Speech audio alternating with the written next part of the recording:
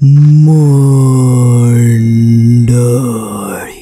तुमचं पुन्हा एकदा मालवणी बोको या यूट्यूब चॅनलवर स्वागत असा। आज आपण सावंतवाडीत घडलेलो एक भयंकर सत्य अनुभव बघणार असो। ह्यो जो अनुभव असा ते आपले सबस्क्रायबर स्वप्नील कुलकर्णी यांनी आपल्यासाठी पाठवलेलो असा। पण त्याआधी जर तुम्ही या यूट्यूब चॅनलवर पहिल्यांदा चिला असाल तर या चॅनल सबस्क्राइब करूक मात्र विसरा नको।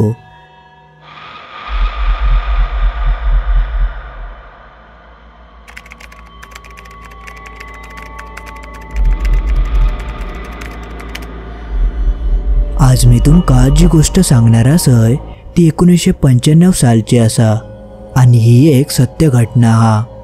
मी माझ्या मामा आजोबांच्या गावाक म्हणजे सावंतवाडीक बऱ्याच वेळा माझ्या आजीसोबत जायत होतय। थकडे माझो एक मित्र असायचो, सिद्धेश नावाचो। तेका सगळेजण सिद्धू म्हणून हाक मारायचे। मी जेव्हा जेव्हा आजी आजोबांका भेटाक जायचंय तेव्हा तो माका नेहमी भेटायचो आणि आम्ही दोघवले खूप खेळायचो।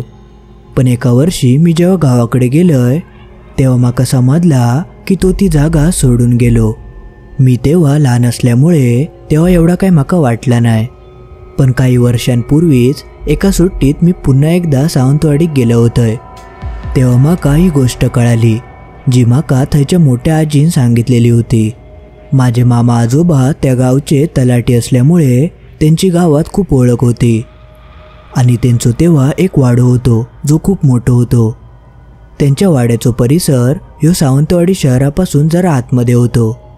लोकवस्ती होती पण ती थोडी कमीच होती। रस्त्याच्या डाव्या बाजूक एक मोठा पिंपळाचा झाड होता आणि त्या झाडाकत लागान एक खाली उतरण होती। थैसून उतरण खाली गेल्यावर तो वाडो गावायचो। वाड्याच्या भोवती मोठा अंगण होता आणि खूप झाडं होती। चिंच, लिंबू, पपई अशी बरीचशी झाडं त्या वाड्याभोवती होती आणि त्या वाड्याच्याच एका साईडच्या बाजू 3 खोले होते जे त्यांनी भाड्याक दिलेले होते। त्यापैकी एक भाडेकरू म्हणजे माझो मित्र सिद्धू आणि त्याचा कुटुंब, म्हणजेच तो, त्याचे आई वडील आणि त्याचा लहान भाऊ अजय। मात्र त्या वाड्याच्या मागे एक पायवाट होती आणि त्या पायवाटेवर मरणाची झाडं वाढली होती। पण ती जी जागा होती ती चांगली नाही अशी लोक म्हणायची। त्यामुळे गावातलो खयचोच माणूस त्या वाटेवर ना फिरकतसुद्धा नाही होतो। आणि याचं अजून एक कारण म्हणजे त्या वाटेवर एक विहीर होती। त्या विहिरीवर खूप लोकांका विचित्र अनुभव इलेले होते म्हणून त्या जागेवर जाऊक सगळेजण टाळायचे। गावच्या लोकांच्या भाषेत सांगूचा तर त्या जागेवर अवदसा असा आणि ती एकदा मागे लागली की सोडत नाही अशी गावची लोक म्हणायची। त्या विहिरीत 12 महिने पाणी असायचा पण सहसा थैकून जायत नाही होता। सिद्धू होतो तो मूळचो सावंतवाडीचोच होतो आणि माझ्या आजोबांच्याच वाड्याच्या जरा पुढे त्याच्या वडिलांचा एक जुना घर होता। म्हणजे तुमका थोडक्यात सांगूचा तर आमचो वाडो आणि थैना 5 मिनिटावर ती विहीर लागायची आणि त्या विहिरीकडसून 5 मिनिटावर त्याच्या वडिलांचा त्या जुना घर होता। त्याचे वडील हे थैच्याच पेपरच्या ऑफिसमध्ये कामाक होते आणि त्याची आई घरीच असायची।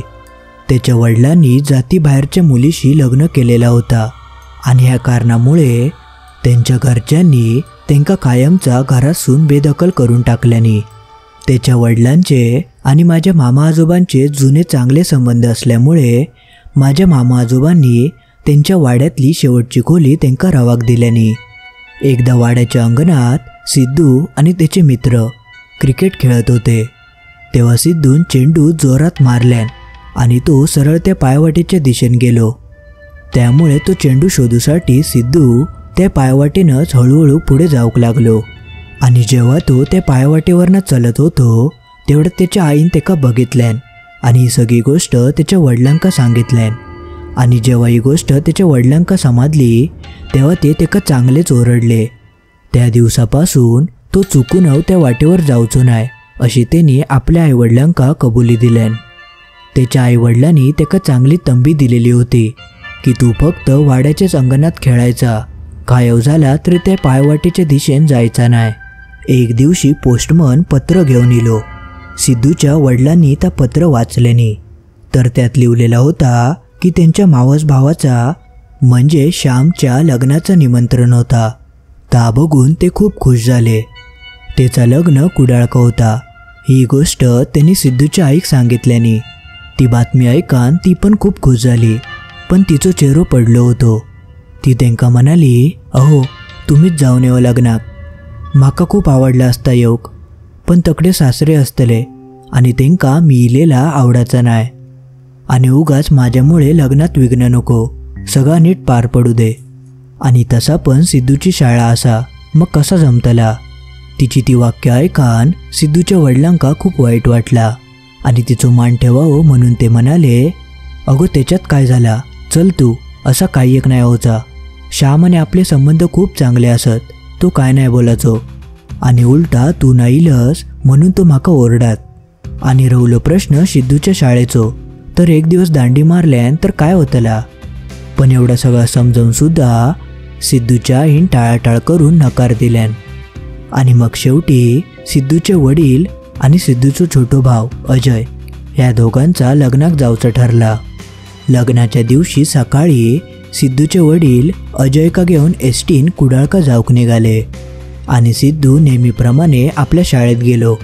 आणि शाळेतून घराकडे येऊन जेवण वगैरे नेहमीप्रमाणे ते सगळे खेळाक बाहेर पडले. तरी दुपारी 4 वाजता त्याचे सगळे मित्र क्रिकेट खेळाक ते जमले होते. पण त्या दिवशी सुद्धा तास झाला. सिद्धून जोरात एक चेंडू मारल्यान आणि तो चेंडू सरळ ते पायवाटेच्या दिशेने गेलो. आणि ह्या वेळेक त्यांनी चेंडू इतको जोरात मारलेलो होतो की तो बऱ्यापैकी त्या पायवाटेच्या आत शिरलो होतो. आणि लहान मुलांचे नियम तर तुमका माहितीच असत, जो चेंडू मारतलो तोच घेऊन येतलो. सिद्धू त्या पायवाटेच्या दिशेने बघूक लागलो तेव्हा ते का वडिलांचे ते शब्द आठवले. मात्र दुसरं चेंडू नसल्यामुळे आणि बाकीचो वेळ फुकट जातलो म्हणून तो चेंडू शोधूक त्या पायवाटेन आतमध्ये जाऊक लागलो. आज पप्पा पण नाहीत आणि आईसुद्धा आता झोपली असत. मी गपचूप जाऊन चेंडू घेऊन येतय. आणि तसा पण एवढा खै लांब जाऊचा, 2 मिनिटाचा तर अंतर असा. असं विचार करत सिद्धू त्या पायवाटेन आतमध्ये जाऊक लागलो. त्याचे मित्र तेका भित्रे म्हणू नये म्हणून तो आपल्यासोबत कोणाकच घेऊन गेलो नाही होतो. पण तेवढ्यातच सिद्धूची आई उठान दरवाजाकडे येली आणि बाहेर बघूक लागली. तर ती का सिद्धू खयत दिसत नाही होतो आणि त्याचे सगळे मित्र बाजूक बसले होते. म्हणून ती त्याच्या मित्रांका विचारूक लागली की सिद्धू खया. त्यावर त्यांच्या मित्रांकडसून तिका समजला की तो त्या पायवाटेवर गेलेलो असा. तेव्हा तिच्या पायाखालची जमीनच सरकली. ती खयचोच विचार न करता त्या वाटेच्या दिशेने पळाक लागली.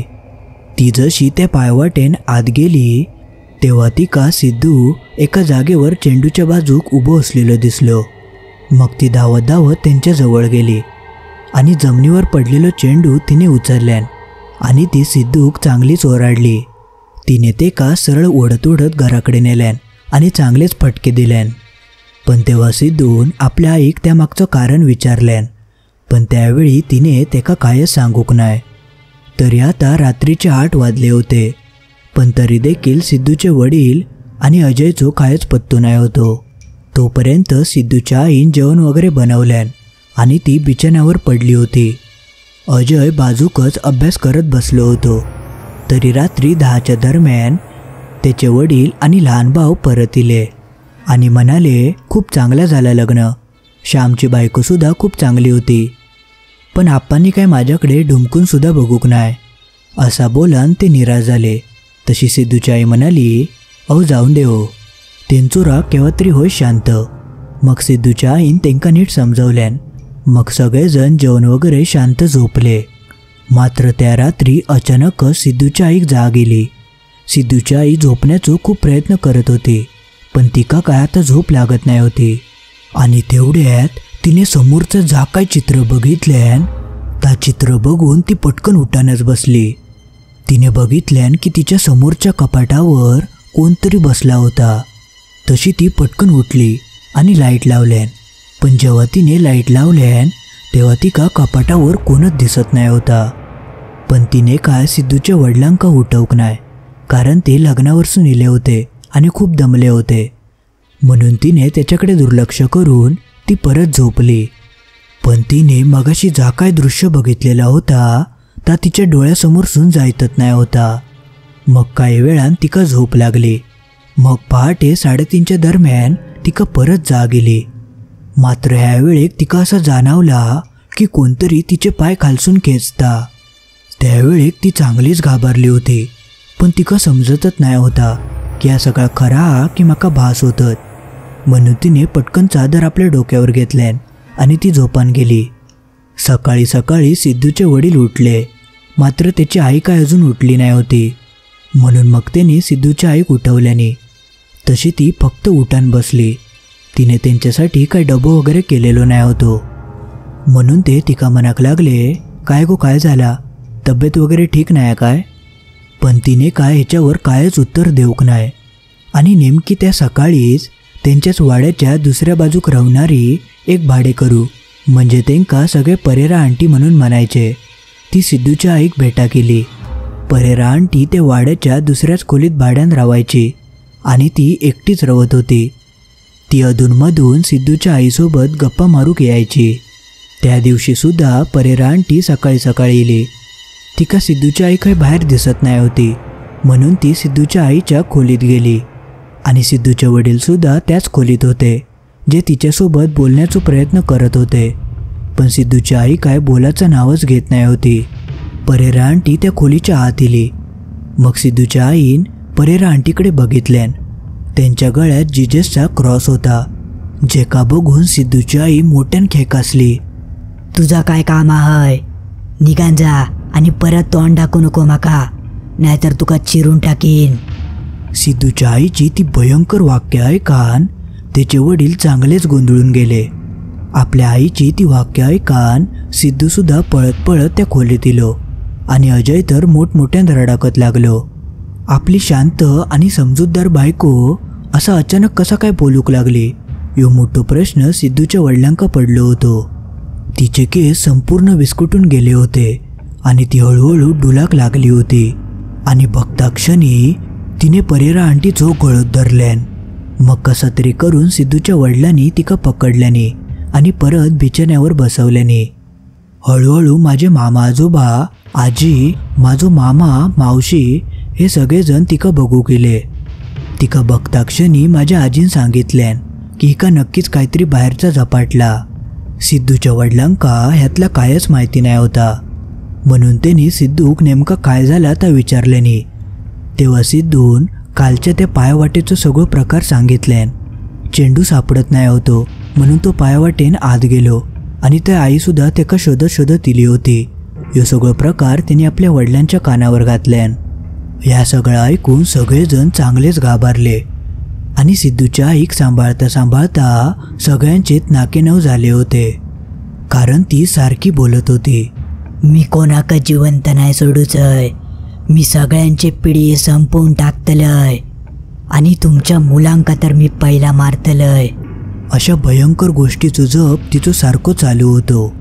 मग तिच्या घरच्यांनी तिच्यावरसून मीठ, मोरी, लिंबू या सगळा ओवाळल्याने आणि देवाचं अंगार वगैरे लावल्याने, पण तरीसुद्धा तिच्यावर कायच फरक पडत नाही होतो.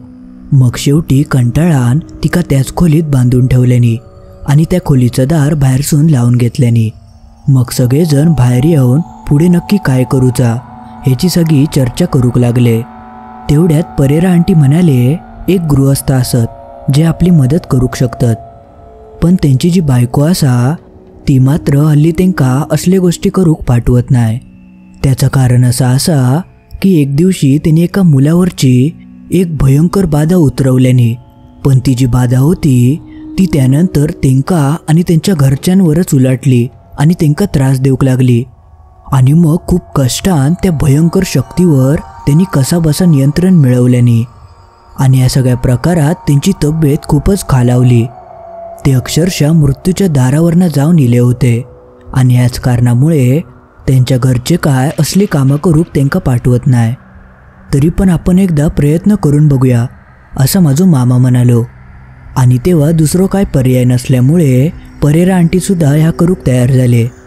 मग मामा आणि परेरा आंटी मोटरसायकलवरून त्या गृहस्थांच्या घराकडे जाऊक निघाले. जेव्हा ते त्या गृहस्थांच्या घराकडे पोचले तेव्हा त्यांका त्यांची बायको बाहेरच्या झाडांका पाणी घालताना दिसली. डॉक्टर KB पंडित अशी मोठी पाटी त्या घराच्या बाहेर लिहिलेली होती. मग मामा त्यांच्या जवळ गेलो आणि म्हणालो, आमका जरा साहेबांका भेटायचा होता. त्यावर त्यांची जी बायको होती ती रोखपणे म्हणाली, काय काम असा? मग त्यावर मामा बोललो, आमचं जरा खूप महत्त्वाचं काम असावं त्यांच्याकडे, जरा बोलवतास काय त्यांका बाहेर? पण काय केल्या त्यांची जी पत्नी होती ती माझ्या मामाचा आणि परेरा आंटीचा ऐकाक तयारच नाही होती. ती रागान म्हणाली, माका सगळा माहिती असा तुमचं काय काम असा त्यांच्याकडे. मी तुमका दोघांका आधीच सांगतोय, एक जात मी यांका घरासून बाहेर पडक देवचंय नाही. मागच्या प्रकरणात जा काय झाला तर आमका माहिती. आमचं जगणं मुश्किल झाला होता आणि त्या ते मृत्यूच्या दारावरून परत इले आहेत.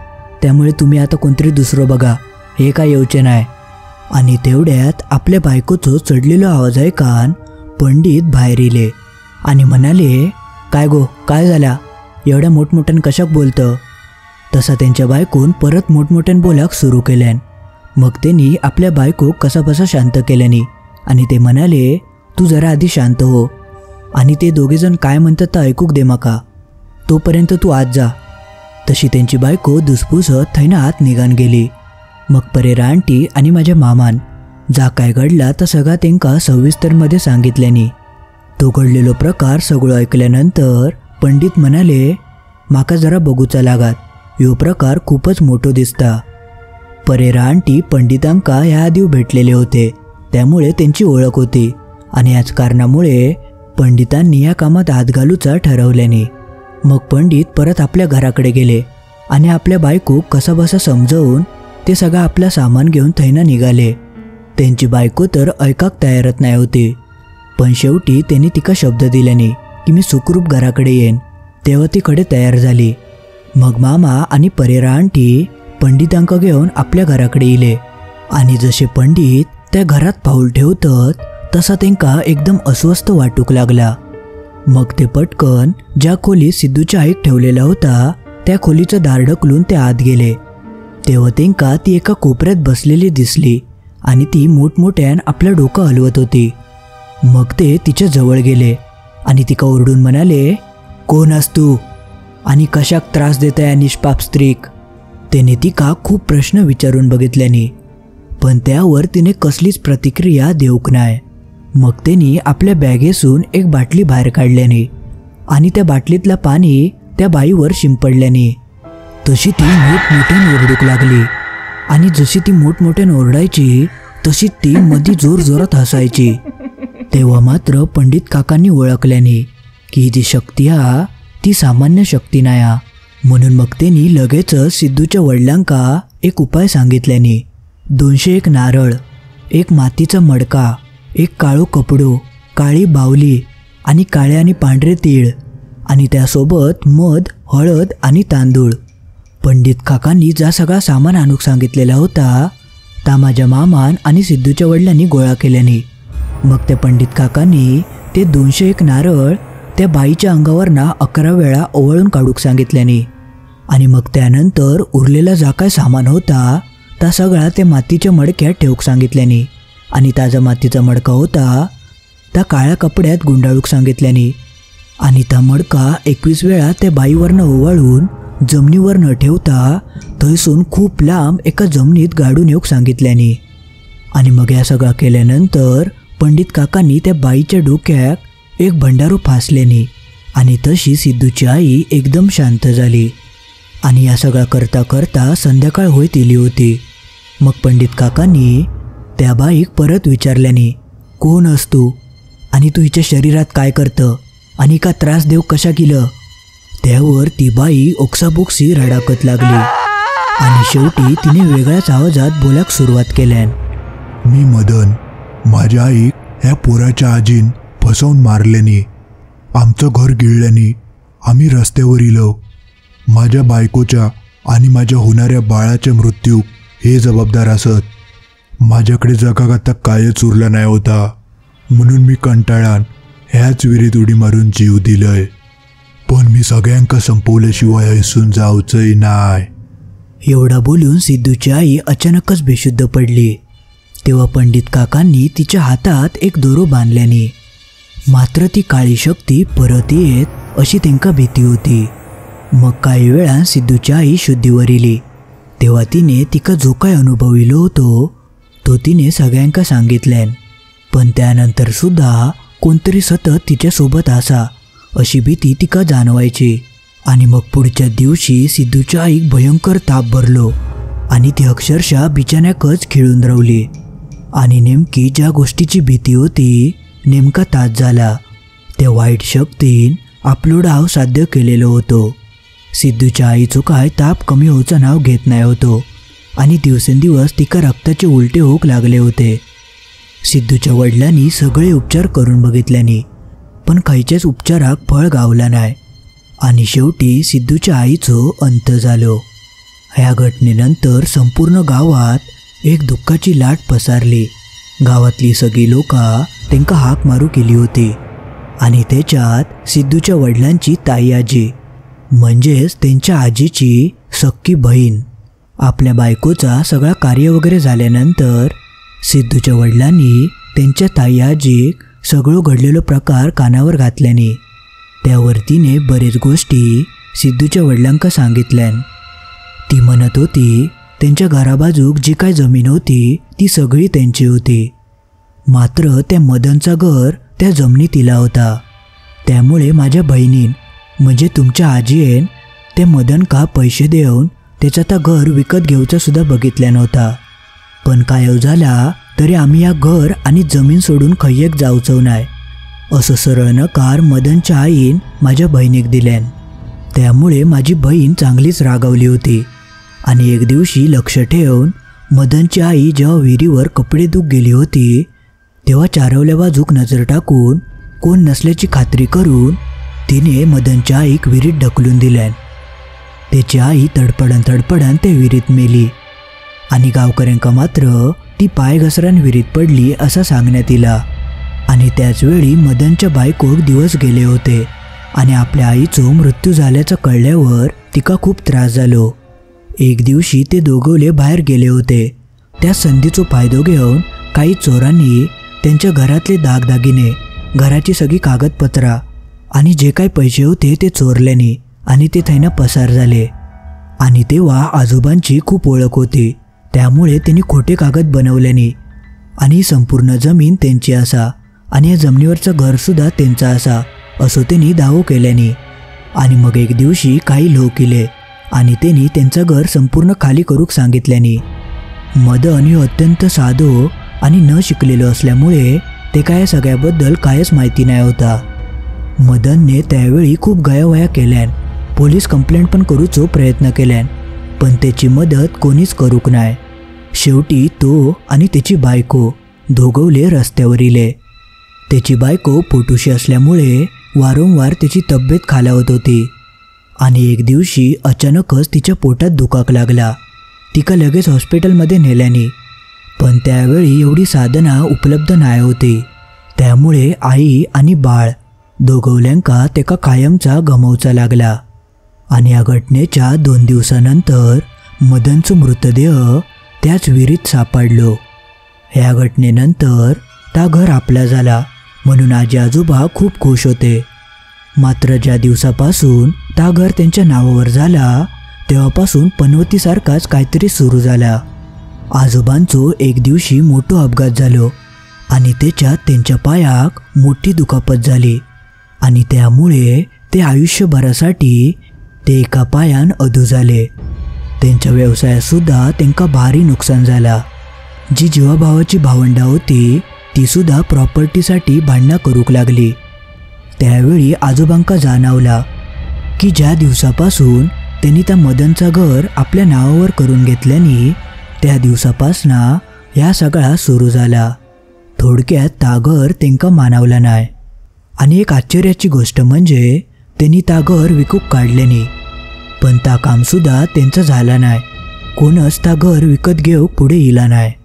आणि शेवटी त्यांचे सगळे प्रयत्न व्यर्थ ठरले तेव्हा त्यांनी त्या घर कायमचा सोडून दिल्याने आणि त्या जागेवर त्यांनी विविध प्रकारची झाडं लावल्याने. पण ह्या सगळ्या प्रकारामुळे मदन आणि त्याच्या परिवाराचा तळतळाट त्यांका लागला होता. ताई आजीची ही सगळी गोष्ट ऐकान सिद्धूच्या वडिलांका खूप वाईट वाटला आणि या सगळ्यानंतर त्याने आपल्या आजूबाजूच्या सगळ्या लोकांशी जा काय नाता होता ता तोडून टाकल्याने आणि ते त्या भाड्याचं घर सोडून अजय आणि सिद्धू घेऊन कायमचे पुण्यात त्यांच्या मित्राच्या घराकडे रवाक गेले. आणि मी गेल्या काही वर्षांपूर्वीच माझ्या आजीकडे गेलो होतोय तेव्हा माका असा कळाला की सिद्धूचा लग्न झाला असा आणि तो परदेशात स्थायिक झालो हा आणि आता ती वीर देखील त्या ठिकाणी नाया आणि ज्या ठिकाणी सिद्धूचा वडिलोंपार्जितचा घर होता त्या ठिकाणी आता एवढे बदल झाले की ती जागासुद्धा ओळखूक येत नाही, कारण त्या जागेवर आता मोठमोठी हॉटेलं झाली. सिद्धूच्या आजोबा गेल्यानंतर त्या घर विकण्यात दिला, कारण त्या घराक बघणारा कोणच नाही होता.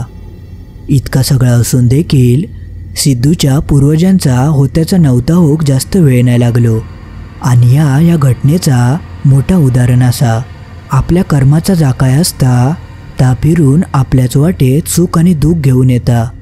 म्हणून नेहमी चांगली कर्म करत राहायची, म्हणजे आपल्या वाटेत नेहमी सुख येतला. मंडळी, आज पुरता एवढाच. तुमका हे भयंकर सत्य अनुभव कसं वाटलो त्या कमेंटमध्ये नक्की कळवा. आणि तुम्ही जर इथपर्यंत ही गोष्ट ऐकला असाल तर लाईक करण्यात तर भाग असा. लाईक केल्याशिवाय चुकानं जाऊ नको. आणि स्वप्नील कुलकर्णी, तुम्ही तुमचं सत्य अनुभव आमका पाठवलास त्याबद्दल तुमचे खूप खूप आभार. मित्रांनो, तुम्ही जर या चॅनलवर पहिल्यांदा चिला असाल तर या चॅनल सबस्क्राईब करूक विसरा नको. या चॅनलवर असेच आगेवेगळे भयानक सत्य अनुभव येतच असतात. चला तर मग लवकरच भेटाया असोच एक भयानक आणि आगवेगळं सत्य अनुभव घेऊन शुक्रवारी ठीक रात्री 10:30 वाजता.